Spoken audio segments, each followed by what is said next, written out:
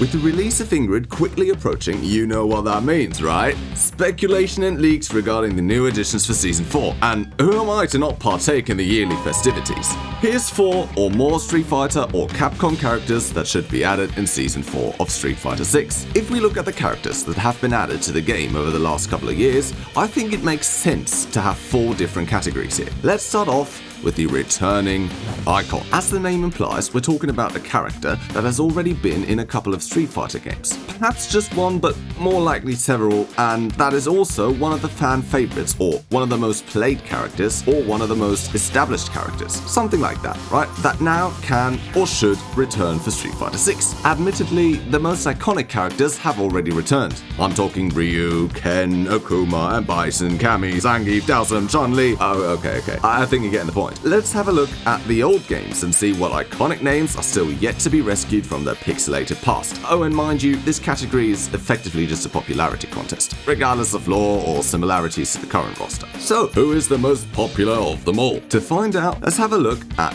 stats of Street Fighter 4 and 5. According to a 2010 article on VG Charts, the most played character in Street Fighter 4 is, drumroll please, Ryu. Yeah. But in second, there is, Ken, followed by Bison. Okay. Is there someone in the top 10 not already in Street Fighter 6? There is. In 6th, it's Balrog. The rest of the top 10 is, well, whatever. And then in 11th, there's Dudley, followed by Cody. Other noteworthy characters include the likes of Vega, Adon, Ibuki, Abel, Sakura, and Goken. Now, I know that usage stats are not the be-all and end-all because of certain characters being way stronger than others, but it's good to keep this in mind, don't you think? Moving on to Street Fighter 5, there's a bit of change. Not only can we look at monthly data, the number 1 character played now is, still Ryu, followed by Ken. You guys really don't like to try out new things, do you? Regardless, if we ignore the already implemented fighters, we can see the likes of Cage, Laura, Karen, Nash, Balrog again, Sakura again, and Cody again. I feel like we're not really progressing much by looking at these stats, if I'm being honest. I kind of feel like they are kind of awkward to begin with. Luckily, I found something even better. Actual popularity votes. One done in 2017 and another one done in 2024. One was influenced by the launch and state of Street Fighter 5 and the other one was influenced by everything around Street Fighter 6. Funnily enough, Ryu in these polls is strangely absent. Okay, absent might be an exaggeration. He's still 9th and 5th respectively, but look at that top 3. It's Sakura, Makoto, and Juri in 2017 and Aki, Sakura, and Akuma in 2024. Interestingly enough, Makoto almost cracks top 5 in 2024 as well, coming in at 6th, and Akira beats Ryu to the punch to grab herself an amazing 4th place in 2024. Taking all of this in, I think you know who I'm gonna go for here, right? My first thought when I just thought about who could be immensely popular was actually Balrog, Vega, or, well, Sakura, if we're talking about the old games, and the likes of Laura or Poison when it comes to the newer games. But according to the polls we're looking at here, there really is only one option.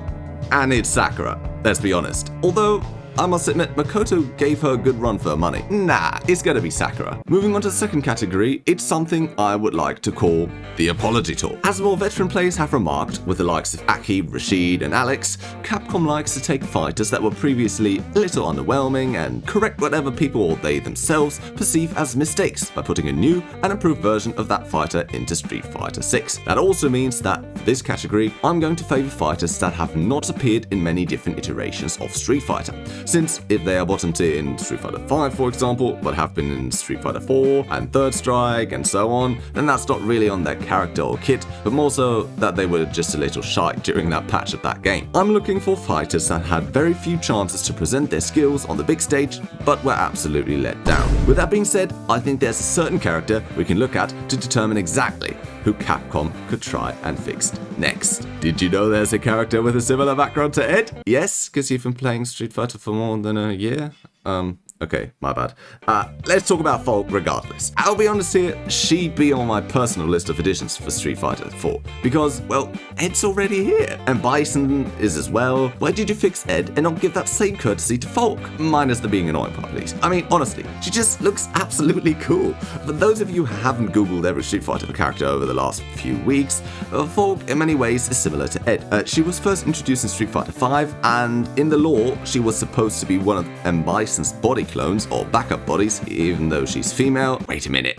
Anyway, she was experimented on, trained under the Shadowloo, yada yada yada. Fast forward a little bit, Ed rescued her and Falk even beat him during a sparring session. Anyway, Falk is actually already mentioned in Street Fighter 6, and, I quote, Ed is currently worried about her, so why not properly add her to the game? Oh, and fear not, her actual gameplay is not really similar to Ed's. I mean, I haven't really played her to be honest, but she has a star. I mean, that has to be different from a boxer, right? Anyway, I think for this category, Falk just fits the bill perfectly, so we're gonna take her. The third category I want to focus on is guest characters. Now, I myself am not the biggest fan of adding too many guest characters to any given game, Mortal Kombat, but I must admit that I like the way Mai and Terry have been included in Street Fighter 6. So I tried to look for some other Capcom adjacent fighters that deserve to make some sort of comeback anyway. So why not have that comeback be a spot in Street Fighter 6? Oh, you know I've got to talk about Darkstalkers. Honestly, I don't even know what happened to that series. Does it even exist anymore? Regardless, I think there are more than enough iconic characters in Darkstalkers that ought to make a return eventually. You know who I'm talking about, right? Morrigan and Felicia. Yes, I know, it's nothing too creative or left field, but come on, they deserve to be in some games again. And I've already got the perfect plan to make this all make sense. You know how Ingrid got all these wacky powers, right? Let her open a portal and whoops, a couple Darkstalkers have accidentally walked through. Guess they gotta be on the roster now. But seriously, I think this would be great. After all, they're really popular characters, and I also think they both would bring something unique to the table. I mean, Felicia could be a very mobile character, which there are already fast characters in Street Fighter 6, but none of them are cats, okay? And Morrigan, she could... Wait, she's Scottish? Okay, it's determined then. She has to be in. She just has to be. Alright, anyway, I think these two would just be great additions and add something unique that other characters in Street Fighter don't already have. I think we should return to actual Street Fighter characters now. You know, what's great to have? Unique characters. As already mentioned, everyone should be able to identify with the character and find a fighter they personally can just play and main for as long as they want to. So I suggest Capcom should add a character that is not only unique, but rather technical and intricate, and has a fan base that really loves that character. What character am I talking about? Well, if you had any specific character in mind right there, I think that character, regardless of which one it is, should definitely work. But obviously, I cannot read your mind, so I'll just tell you the one that I thought of when I heard that description. And for me personally, it's Menat. Honestly, one of the characters I thought about when I thought about Street Fighter prior to me getting into fighting games, and prior to Street Fighter 6 coming out, so let's say 2022 or something like that, was actually Menat. Also, Laura and Poison, but we're not here to talk about them. Menat was, at least according to what I could dig up, one of the beloved additions to Street Fighter 5, gaining fans due to her and unique design and playstyle. And well, let's not kid ourselves, her design also is just really nice and naturally unique. I also believe that we've now had enough time to get to grips with all of Street Fighter 6's mechanics to add some really complex characters to the game without overcomplicating everything. So a couple more specialist characters, for example. I mean, we've already got Dhalsim, but let's be real, Dhalsim's always there. So why not add Menat and bring some more magic into the game? Alternatively, there's another legendary and iconic fighter that should also be rather unique to play. You know him, you love him. Wait, do people actually love him? I don't really know. Regardless, his name is Vega. Now, I would love to talk about those nights as a child when I stayed up late just to play some more Street Fighter 2 on my SNES as Vega, but that'll be a lie. I grew up with a Wii and never really played Street Fighter until recently. But even I knew Vega. That lanky Spanish lad with his massive claw and agility certainly is one of those Street Fighter characters people simply have to be aware of. And besides the status within the series, he also is quite the unique character.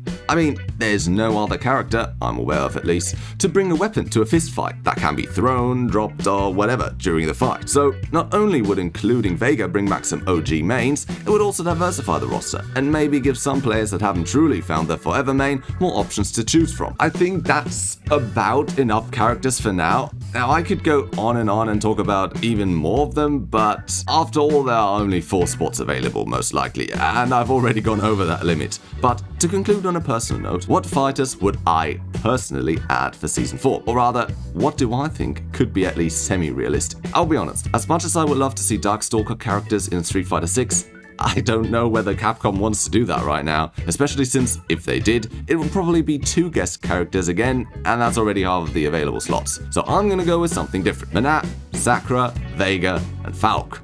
Why in that order? Well, I think the story beats could play out that way, with Ingrid doing some magic stuff that somehow gets Menat involved, Sakura helping out Ryu fight something evil like, say, M. Bison, who convinced Vega to come back and fight alongside him, after which Ed then goes looking for Falk to get revenge against M. Bison. Does that all make sense? I don't know. I'm no expert on the lore, but regardless, that's my list. Who do you think should be joining the roster in Season 4?